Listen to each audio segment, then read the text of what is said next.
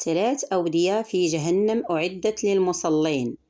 الوادي الأول هو الويل. قال الله تعالى: فويل للمصلين الذين هم عن صلاتهم ساهون.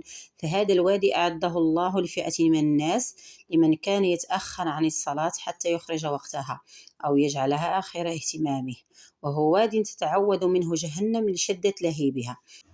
الوادي الثاني وادي الغي. قال الله تعالى: فخلف من بعدهم خلف أضاعوا الصلاة واتبعوا الشهوات فسوف يلقون غيا. وهو واد عميق في جهنم، أعد لمن كان يجمع الصلوات بلا عذر أو يتركها لأجل شهواته وملذاته حتى غلبه حب الدنيا على الآخرة. أما الوادي الثالث فهو وادي سقر.